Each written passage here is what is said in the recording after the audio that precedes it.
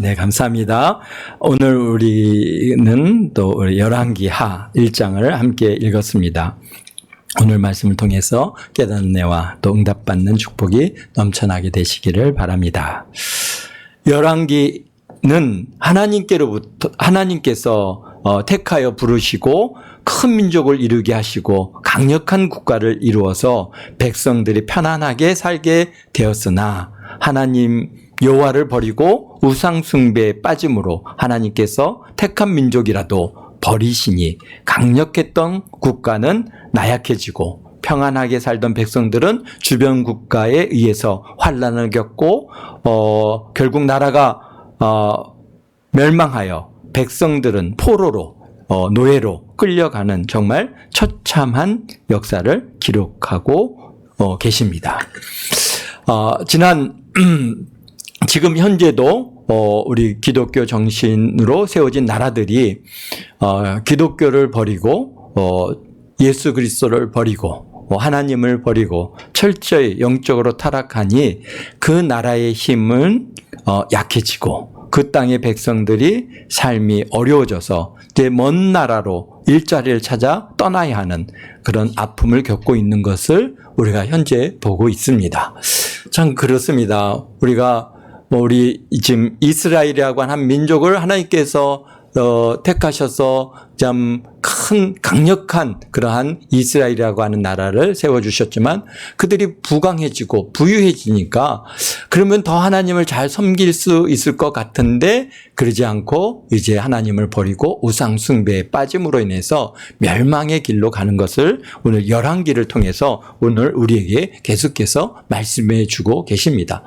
근데 그런 일들이 이스라엘이라고 하는 나라에서만 이루어지는 일들이 아니라 오늘날에도 현 시대에도 참 해가 지지 않는 나라라고 했던 참 기독교 신앙으로 철저히 이렇게 세워졌던 그런 나라가 교회를 버리고 기독교를 버리고 지금도 최근에도 준비하면서 영상을 한 편을 보았는데요. 보니까 쇼크틀랜드의 한 지역이 다 이렇게 기독교 마을입니다. 그래서 모든 사람들이 다 그 교회를 나오고 심지어는 이 의자에 다 이름이 있어가지고 출석을 갖다가 그냥 딱 보기만 해도 누가 왔는지 출석을 체크할 정도로 그렇게 철저하게 신앙생활했던 그 지역이 지금은 딱 한 명 나온답니다. 그것도 목사님이 없어서 한국 목사님이 가셔서 한국 분이 그 교회를 섬기고 있습니다. 사실 그 교회는 어떤 교회냐면 루스 기념교회인데요. 우리 한국 성경에 루스역이라고 하는 아주 최초의 성경이 있습니다. 최초 번역 성경이죠. 한국어 번역 성경인데요. 그 번역 성경을 내기 위해서 선교사를 파송했던 교회가 바로 이제 영국 쇼크틀랜드에 있는데 그 루스 교회의 기념교회가 지금은 다 교인들이 아무도 안 나오고 다 한 명이 나오더라고요. 그래서 한국에서 목사님이 없다 보니까 교회가 문을 닫아야 될 상황이 되니까 한국에 있는 목사님을 초청해서 지금 한국 분이 가셔서 목회를 하고 계신데요. 참 그런 걸 보면서 참 그러다 보니까 영국이란 나라가 어떤 나라였습니까? 어마어마하게 참 대단한 나라죠. 이렇게 해가 지지 않는 대영 제국이라고 하는 이름을 붙일 만큼 그런 나라였지만 지금은 우리나라보다도 경제적으로 더 어려운 상황에 있습니다. 그런 걸 보면서 이 큰 나라가 이렇게 정말 연약해지고 무너지는구나라는 것을 갖다가 이게 보면서 그렇습니다. 현재도 기독교 정신으로 세워진 나라들이 기독교를 버리고 철저히 영적으로 타락하니 그 나라의 힘은 약해지고 그 땅의 백성들의 삶이 어려워져서 이제는 먼 나라로 일자리를 찾아 떠나야 하는 그런 아픔을 겪고 있는 것을 우리가 보게 됩니다. 우리도 지금 부강해지고 여유로워졌다고 나라의 근간이 되는 기독교 정신으로 만들어진 헌법 체제를 무너뜨리고 동성애를 합법화하고 차별금지법이라고 하는 미명하에 기독교를 탄압하면 그것을 또 이 땅에 사는 백성들이 용납하면 결국 우리의 후손들이 얼마나 고난과 가난과 노예와 같이 살아갈 수 있다는 것을 지금 지금 저 이북 땅을 살고 있는 우리 북한 동포들을 통해서 우리가 보여주고 있습니다. 우리 대한민국이 하나님 앞에 범죄하지 않게 되기를 기도하고 있습니다. 그렇습니다. 우리 대한민국은 그러니까 재헌국회는 헌법을 제정한 국회죠. 헌법을 처음 재헌국회가 뭘로 시작했습니까? 하나님 앞에 기도함으로 시작했습니다. 목사님이 이제 처음에 기도하면서 그 재헌국회를 시작했던 나라. 그래서 기독교 정신으로 만들어진 이 우리나라의 헌법은 정말 기독교 정신, 물론 미국의 그러한 그 법을 기초로 해서 했지만 어쨌든 간 그런 기독교 정신을 철저하게 이렇게 기반으로 해서 만들어진 우리 헌법입니다. 그래서 이게 많이 법 앞에서 이렇게 동등하다, 평등 사상을 갖다 얘기할 수 있는 것은 사실 기독교가 아니면은 그런 것들을 갖다가 주장할 수 있는 나라들이 많지 않습니다. 그렇습니다. 그런데 이제 이런 것들이 지금 이렇게 국회 법에 따라서 자꾸 이제 그것을 갖다가 법을 이렇게 동성애를 인정하고 또 이게 차별금지법이라고 하는 형태로 우리의 기독교의 이 신앙의 근간을 무너뜨리려고 하고 또 헌법의 정신의 기본을 무너뜨리려고 하는 이런 시도들이 지금 계속해서 이루어지고 있는데, 이런 것들을 이렇게 된다면은 결국은 우리 대한민국의 기독교가 영향을 받습니다. 안 받을 수가 없죠. 그렇게 되다 보면은 자연스럽게 저 영국이라고 하는 나라 동성애를 갖다가 철저하게 인정하고 또 그다음에 유럽의 국가들 동성애자들이 이게 총리가 되기도 하고 이런 나라들이 결국 점점 그들의 힘이 약해져서 참 어떻게 될지 지금은 정말 굉장히 위기감을 느끼고 있는 상황에 있는데요. 우리 대한민국은 그래도 걔네들은 그래도 강력한 국가들이잖아. 그러나 우리 대한민국은 이 중국과 북한과 일본과 이 틈바기 속에서 러시아라고 하는 이런 큰 대형 큰 국가들의 틈바기에서 정말 작은 나라인데 우리 역사를 들여다볼 때 우리가 바르지 못하면은 언제든지 외부의 그러한 침략에 의해서 무너지고 그리고 정말 많은 우리 젊은이들이 끌려가서 거기서 노예같이 살고 또는 심지어는 몽골에는 많은 처녀들을 갖다가 매번 조공을 바쳐야 되는 그런 상황까지 되는 정말 처참한 시간들을 갖다가 우리가 이 땅에서 보냈다는 것을 우리가 잊어버리면 안 되는 것입니다. 그렇기 때문에 참 우리 대한민국이 하나님 앞에 범죄하지 않게 되기를 기도하고 있습니다. 그렇습니다. 북이스라엘 왕 아합이 죽고 그의 아들 아하시아가 왕위에 올랐습니다. 아하시아가 왕이 될 때 있었던 사건을 갖다가 여기에 기록하여 주심으로 여호와 하나님을 떠나 우상 숭배에 빠진 북이스라엘의 상황을 단적으로 보여주고 계시는데요. 1절에 보니까 아합이 죽은 후에 모압이 이스라엘을 배반하였더라 그랬습니다. 그러니까 짤막한 글이지만은 그러나 당시의 국제사회의 힘의 균형이 변화되고 있음을 단적으로 보여주고 있습니다. 모압은 이스라엘과의 사이가 좋았던 적이 거의 없습니다. 그러게 태생적으로 또 지리적으로 이스라엘과 국경을 맞대고 있기 때문에 항상 영토 문제, 국경 문제가 항상 있었습니다. 세계 역사를 통해서 우리가 보여주는 변하지 않는 사실 중에 하나는 뭐냐면 가까운 나라들이 특히 국경을 맞대고 있는 나라들 간에 사이가 좋은 곳이 없다는 것입니다. 지금 우리가 유럽을 보면은 EU라고 하는 그런 것들을 만들게 된 이유가 사실 서로 간에 정말 끝없는 전쟁의 갈등이 심했습니다. 1차, 2차 세계대전을 겪으면서 우리가 이렇게 살면은 미래가 없다 해가지고 이제 독일, 프랑스, 영국이 주축이 돼서 EU라고 하는 그런 공동체를 만들고 서로 평화롭게 조약을 맺고 평화롭게 살자. 이렇게 해서 지금까지 지금 오고 있는데요. 나름대로 이제 평화롭게, 사이좋게 살아가고 있습니다. 그러나 그것도 사실은 영원할 수 없는 것이죠.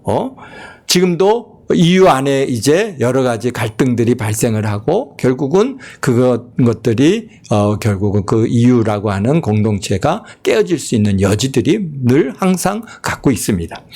그래서 이스라엘이 통일되고 통일 왕국에 다시 이제 왕위에 오른 후에 한 일 중에 하나가 뭡니까? 모압을 쳐서 모압 인구의 3분의 1을 갖다가 죽였습니다. 이거 지금 같으면 상상할 수도 없는 일이죠. 근데 이렇게 줄자로 이렇게 하나, 둘 다 죽이고 하나는 살리고 또 하나, 둘 다 죽이고 하나는 살리고 이렇게 했습니다. 그러니까 3분의 1을 죽이고 3분의 1을 살려둔 것이 이제 사무엘하 8장 2절에 기록되어 있는데요. 그 사건 이후에 그러니 뭐 3분의 1이 죽었으니 뭐 나라가 이제 국력이 완전히 손실되어 버리고 말았죠. 뭐 외부의 그런 대항할 만한 그런 힘을 완전히 이제 꺾어버리고 그들의 의지조차도 다 꺾어버리고 말았는데요. 그러나 그 이후에 벌써 140년 정도가 지난 이 시점입니다. 지금 열왕기하 1장에 아합이 죽은 이 시기, 그래서 아하시아가 왕위에 올랐던 이 시기가 이제 다윗 왕의 그 시기로부터 한 140년이 지나다 보니까 모압은 그 140년 동안 뭘 생각했어요? 이야, 우리가 이게 나라를 갖다가 다시 강력한 나라로 키워가지고 저 말이야 우리 가족을, 우리 형제를, 내 부모를 죽인 저 이스라엘을 내가 그냥 가만두지 않겠다. 아마 그들은 철저하게 칼을 갈고 있었을 것입니다. 그렇습니다. 그래서 모압은 철저히 140년 동안 모압은 철저히 이스라엘의 속국이 돼서 그렇게 조공을 바치는 그런 나라였습니다. 근데 이제 140년이 지나니까 한 세대, 두 세대, 벌써 한 세 세대 정도 가까운 시간이죠. 그러다 보니까 이제는 인구가 늘죠. 아무래도 열심히 이제, 자녀들을 낳고 해서, 모압의 그런 세력이 많이 키워졌습니다. 그래서, 아합이 죽고 아하시아가 나라를 물려받을 사이에 모압이 이 북이스라엘의 영향권에서 벗어났고 역사를 보면 그 모압이 강력한 국가로 성장하여서 주변 국가들로부터 독립할 뿐만 아니라 그들의 영토를 확장하는 그런 단계까지 성장했다라고 얘기하고 있습니다. 그런데 이런 변혁기에 아하시아는 또 어떤 일이 있느냐? 바로 다락 난간에서 떨어져서 병이 들었습니다. 국가를 갖다가 좀 더 잘 이제 왕권이 바뀌었으니까 국가를 갖다가 잘 이렇게 세워가고 또 자신의 입지를 갖다가 확고히 해 나가야 하는 그런 시점인데 이 사건이 보면은 아하시아 2년에 있었다라고 이렇게 둘째 해라고 그렇게 얘기하고 있는 것으로 보아지면 그래서 보니까 얼마 되지 않은 시간이죠. 그러니까 아시아가 사마리아에 있는 그 다락방의 난간에서 떨어져 병들매 사자를 갖다가 이제 보냅니다. 사자는 사신인데요. 사자를 갖다 어디로 보내냐면,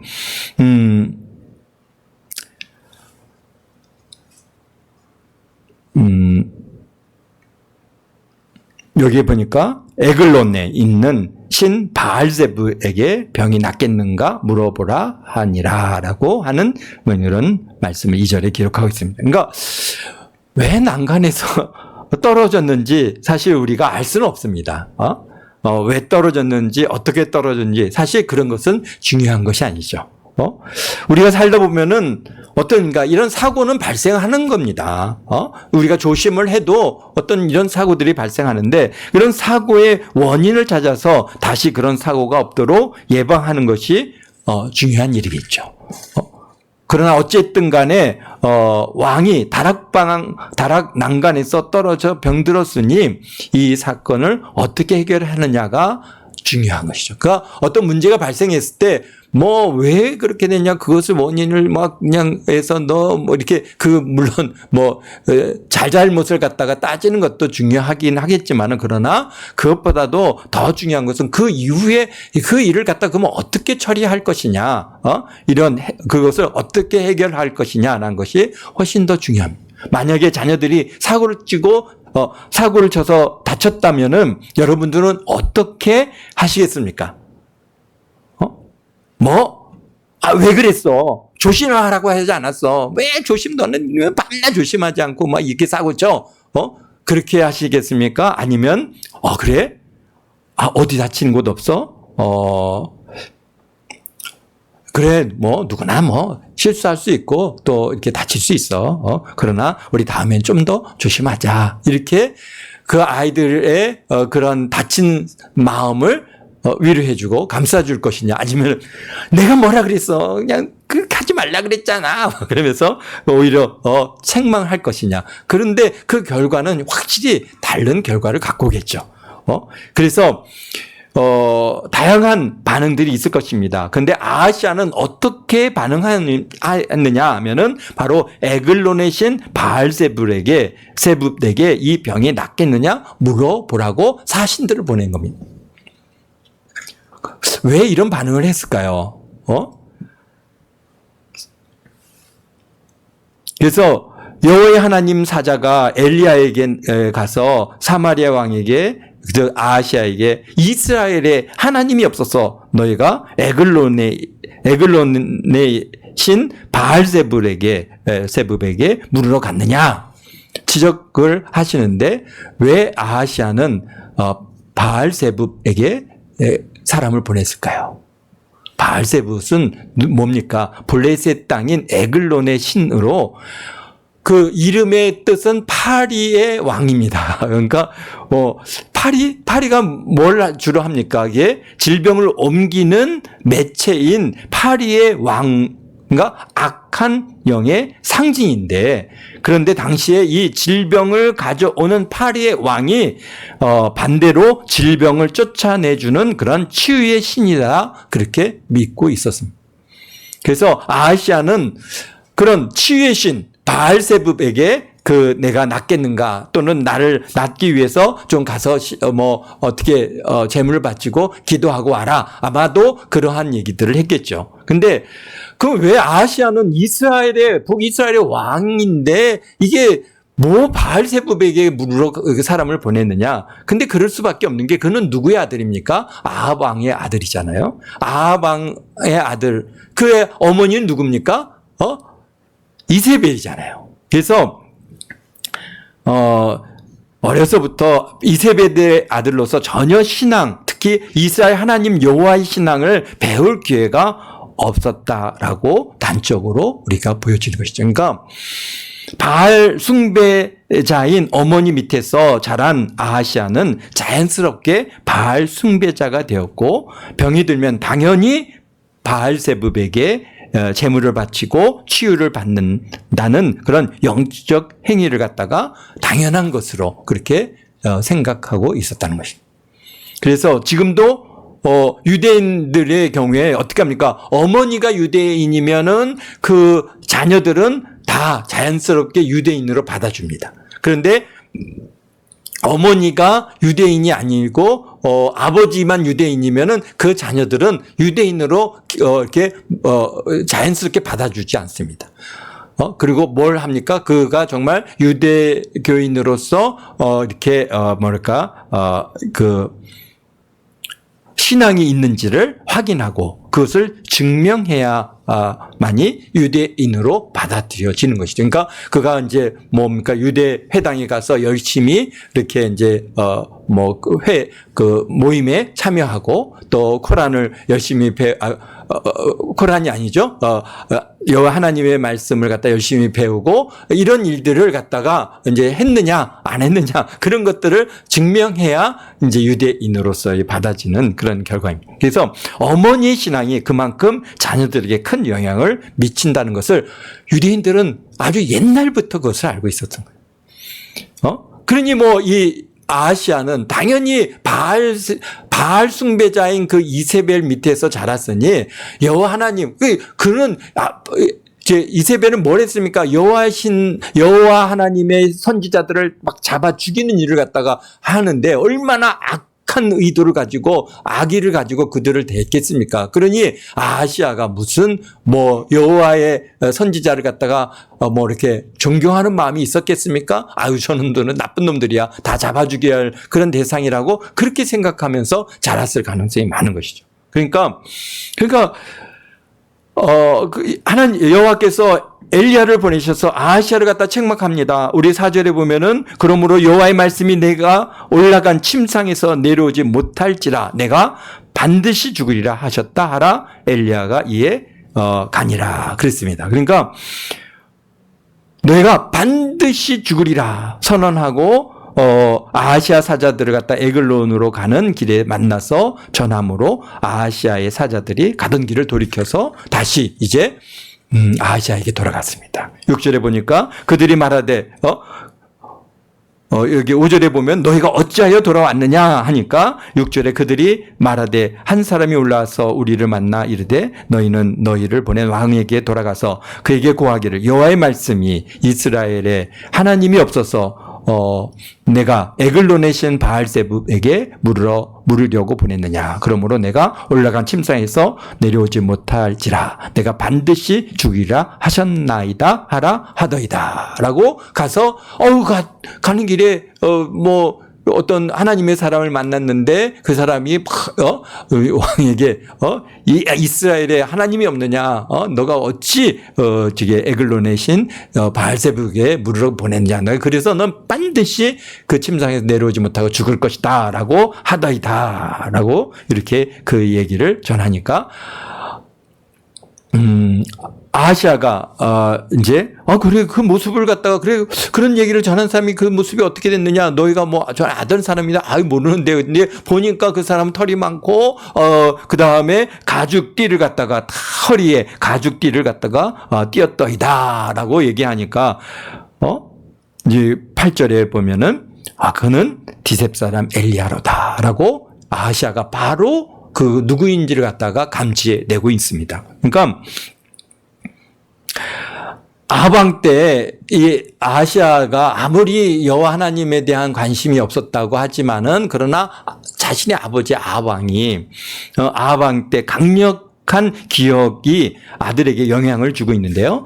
그렇습니다. 이세벨이 가장 미워했던 엘리야 선지자. 얼마나 그 이세벨을 통해서 천하의 죽일 놈이라고 그렇게 많이 얘기를 들었겠습니까? 그러니까 좋든 싫든 긍정적이든 부정적이든 어쨌든 간 엘리야라고 하는 그러한 선지자에 대해서 그가 이미 어느 정도 알고 있었던 것이죠. 그래서 특별히 갈메센 사건도 있었죠. 그 다음에 나붓의 포도원 사건을 통해서 아버지 아합이 두려워하는 모습을 통해서 아마도 우리 아하시아에게 각인되었을 가능성이 높습니다. 그래서 좋은 이미지든 나쁜 이미지든 아하시아에게도 영향을 주고 있습니다. 그런데 이 아하시아가 그 태도가 지금 어떻게 되는 것을 여기서 우리에게 보여주는데요. 이 아하시아가 너 죽으리라 라고 하시는 이 말씀, 근데 아버지가 얼마나 엘리야 선지자를 통해서 주신 여호와의 말씀을 듣고 그렇게 얼마나 힘들어하는 것을 옆에서 지켜봤겠죠. 그럼에도 불구하고 지금 이 아하시아는 너 죽는다라고, 반드시 죽는다라고 들었을 때 이 두려운 마음을 가지고 이 엘리야 선지자의 말씀, 여호와 하나님의 말씀을 갖다가 받아야 되는데 그가 어떤 태도를 보이냐면 이세벨의 심정을 그대로 이어받고 있다는 것을 우리가 알 수 있는데 9절에 보니까 여기에 이에 50부장과 그의 군사 50명을 엘리야에게 보내매 그가 엘리야에게 올라가 본즉 산꼭대기에 앉아 있는지라 그가 엘리야에게 이르되 하나님의 사람이여 왕의 말씀이 내려오라 하셨나이다. 지금 무슨 얘기입니까 이게? 왜 엘리야 선지자를 갖다가 지금 이제 자신에게 데려오기 위해서 누구를 보내고 있어요? 여기 50부장 군사를 50명의 군대를 보내고 있습니다. 그러니까 오늘날로 따진다면은 경찰 기동대를 갖다가 지금 보낸 거죠. 잡으러, 저놈 잡아라! 라고 그렇게 시킨. 그렇지 않았으면은 정말 모시러 갔다면은 뭐 사신이나 아니면 사자를 보내서 가서 그분을 잘 좀 모셔와라. 내가 그분의 말씀을 듣겠다라고 그렇게 해야 되는 건데. 근데 지금은 누구를 보내고 있어요? 병사를 보냈잖아요. 군인을. 그러니까 뭐예요? 이게 잡아오라는 뜻이죠. 그러니까 그래서 근데 50부장이 여기서 우리가 성경에는 하나님의 사람이여 왕의 말씀이 내려오라 하셨나이다. 굉장히 좀 이렇게 완곡하게 이렇게 표현하고 있는데, 그런데 히브리어 원어를 보면은 뭐 그러니까 왕의 명령이니 내려오시오 라고 그렇게 명령어로 되어 있습니다. 명령조. 너 빨리 내려와 이거죠. 근데 두 번째 50부장은 그러니까 그래서 보니까 내가 하나님의 사람이면 불이 하늘에서 내려와 너희와 너의 50명을 살으리로다 하며 불이 곧 하늘에서 내려와 그의 군사 50명을 살랐더라. 그러니까 그랬더니 이게 이 얘기를 갖다가 왕이 들었잖아요. 50명이 갔는데 하늘에서 불이 내려서 그 사람을 갖다가 탁 태워 죽이더이다. 그랬으면은 왕이 그래? 이거 내가 잘못했구나. 내가 조심해야지. 그러면은 뭔가 좀, 이렇게 마음을 이렇게 새롭게 해서 뭔가 좀 이렇게 다른 태도를 보여야 되는데, 이번에도 똑같이 또 50명을 보냅니다.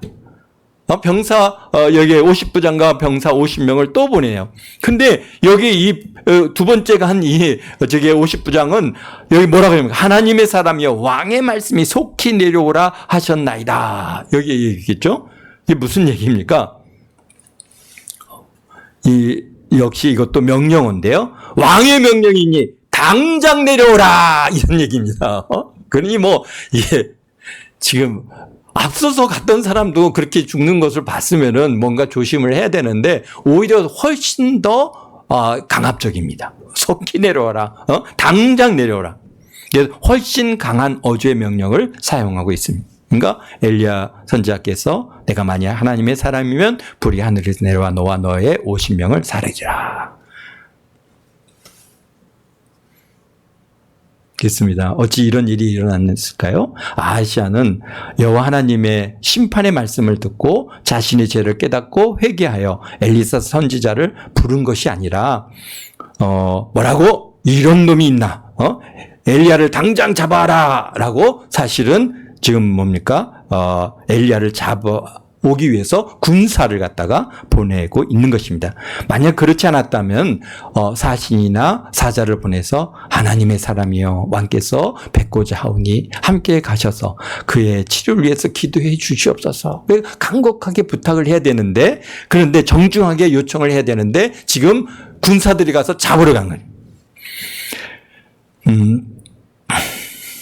그래서 최소한 첫 번째 군사가 불로 사라지는 것을 들었다면 자신을 겸손히 낮추고 내가 죄를 지었구나. 정말 하나님께서 역사하시는구나. 뭔가 두려움을 가져야 되는데 더 강력하게 군사를 보내서 잡아라고 하는 것입니다. 그러나 이제 군사들 안에도 여호와를 경외하는 사람들이 있고, 세 번째는 어떻게 합니까? 13절에 보니까 세 번째 50부장과 또 군사 50명을 또 보냅니다. 이게 정말, 그러니까 이 아하시아가 이미 마음은 이제 하나님과의 관계는 아예 없는 거예요. 이런 나쁜 놈이 있나 말이야. 나보고 여기서 죽으라고 그래? 그래, 가서 잡아. 갔더니 불로 내려서 죽었어. 그래, 또 보내. 또 잡아와. 또 안 돼. 또 보내는 겁니다. 그런데 이 세 번째 사람은 이제 알았죠. 뭐를 알아요? 하나님을 그가 경외하는 마음이 있었고 두려움이 그에게 임했습니다. 그래서 이제는 그가 어떻게 합니까? 세 번째 50부장이 올라가서 엘리야 앞에 이르러 그의 무릎을 꿇고 엎드려 간구하여 이르되 하나님의 사람이여 원하건대 나의 하나님 나의 생명과 당신의 종인 50명의 생명을 당신은 귀히 여기소서. 그래서 간청을 합니다. 그러니까 불이 내려와서 전번에 50부장과 그의 군사 50명이 살랐거니와 나의 생명은 당신이 귀히 보소서. 그때 우리 15절에 여호와의 사자가 엘리야에게 말씀하십니다. 너는 두려워하지 말고 함께 내려가라 하시니까 엘리야가 곧 일어나서 그와 함께 내려와 왕에게 이르렀다라고 하십니다. 무슨 말씀을 하고 계시냐면요. 왕의 권위와 하나님의 권위가 충돌할 때 어떤 일이 발생하는지, 왕의 권위를 집행하는 자가 어떤 마음을 가져야 하는지를 단적으로 지금 보여주고 있는 것입니다. 세상의 권위를 하나님의 권위 위에 두면 그 결과는 불의 심판이라고 하는 것이죠. 정말 우리가 수년 전만 해도 상상할 수 없었던 일들이 최근 몇 년 사이에 많이 발생하고 있습니다. 그러니까 세상의 공권력이 교회 안에 들어오는 것을 굉장히 두려워했고 정말 조심했습니다. 우리나라의 최고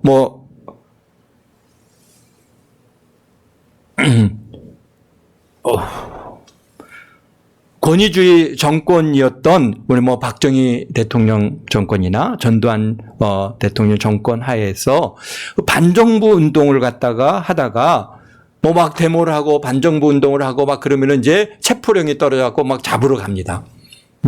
그런데 그때 그분들이 교회나 성당으로 피신을 하면은 그러면은 경찰이 밖에서 기다릴지언정 그 교회나 성당 안으로 들어가서 그들을 잡아내지 못했습니다. 그런데 지금은 세상의 공권력이 교회 안으로 들어와서 자신들의 뜻과 다른 주장을 한다고 목사님을 잡아가고 옥에 가두는 그런 참으로 전에는 상상할 수도 없는 일들이 지금 벌어지고 있습니다. 참 그 권력자도 두려운 일이지만 그것을 집행하는 집행자도 오늘 말씀을 통해서 하나님의 경고를 듣게 되기를 바랍니다. 정말 두려운 마음으로 가야지. 그런데 그 집행하는 과정을 옆에서 이렇게 보면은 정말 두려움이 없습니다. 교회 안에 들어와서 목사님 막 가정을 갖다 다 뒤엎고 막 거기서 체포해 가지고 그냥 끌고 가고 하는 일들이 지금 대한민국에서 이루어지고 있다는 것을 우리들이 알아야 됩니다. 그렇습니다. 아무리 세상 권세가 강하다 할지라도 하나님의 권위에 도전하는 결국 파국으로, 멸망으로, 죽음으로 끝이 날 수 있다는 것을 알고 우리 세 번째 50부장 같이 두렵고 떨린 마음을 가지고 다가가서 목사님 제가 정말 이게 어쩔 수 없어서 이게 제가 경찰이라서 명령을 받고 이 일을 하는 것입니다. 그러니까 목사님 좀 이렇게 양해해 주시고 허락해 주시면은 제가 이렇게 들어가서 이렇게 뭐랄까요? 수색 영장을 실행할 수 있게 해 주십시오라고 뭔가 그런 요청을 하고 해야 되는데 그러지 않았습니다. 사실 저희가 교회를 개척하고 얼마 안 있어서 그런 일들이 몇 번 있었습니다. 교회 안에 누가 숨어 들어왔다는 친구가 들어와서 왔는데 경찰이 저 앞에서 들어오지를 못하는 겁니다. 들어오질 못해요. 여기 안에. 교회 안에 자기가 이게 경찰인데 이게 교회당 안으로 들어갈 수가 없습니다. 그래서 밖에서 이제 얘기를 하면서 이런 일이 신고가 있어서 왔습니다. 그랬더니 우리는 그런 사람 없습니다. 그래서 그랬더니 이제 돌아가더라고요. 그러니까 그때만 해도 정말 경찰들이 교회에 이게 발을 들여놓는다는 거 이거는 하나님의 권위에 자신들이 공권력을 갖다가 가하는 일이라고 해서 굉장히 두려움을 가지고 있었는데요. 그런데 지금 아하시아가 이 엘리야 선지자를 잡아오는 일이 정말 두려움 없이 갔다가 이렇게 엄청난 일들을 갖다가 경험하는 것을 보면서 하나님께서 하나님의 권위에 도전하는 것은 결국은 뭡니까? 파국으로, 멸망으로, 죽음으로 끝나 수 있다는 것을 알고 우리 세 번째 50부장 같이 두렵고 떨림으로 다가가게 되는 그런 지혜들이 있기를 바랍니다. 목사야 보기에 얼마나 나약한 존재입니까? 이 공권력 앞에 무슨 안 돼! 들어와! 이렇게 막는다고 해서 막아지겠습니까? 신앙이 없으면 그들보다 더 나약한 존재는 없습니다. 오늘 엘리야 그냥 한 개인이죠. 50부장의 군사들에게 비하면은 정말 보잘것없고 나약한 존재죠. 그러니까 당장 내려오라! 라고 그렇게 명령조로 그러갔다가 이렇게 명령을 하는 것이죠. 그러니까 하나님께서, 함께 하심으로 하나님의 권위에 도전하는 자들을 불로 사르심으로써 하나님께서 자신의 권위를 드러내 보이고 계시다는 것을 잊지 말게 되시기를 바랍니다. 엘리야 선지자가 아하시아에게 가서 직접 여호와의 하나님의 말씀을 전합니다. 16절에 보니까 여호와의 말씀이 내가 사자를 보내어 에글론의 신 바알세불에게 물으려 하니 이스라엘에 그의 말을 물을 만한 하나님이 안 계시냐. 그러면 내가 그 올라간 침상에서 내려오지 못할지라 내가 반드시 죽으리라 하셨다 하리라. 그렇습니다. 그러면서 17절에 무엇이라고 기록하고 계십니까? 왕이 엘리야가 전한 여호와의 말씀대로 죽었더라. 그렇습니다. 네, 죽으니라.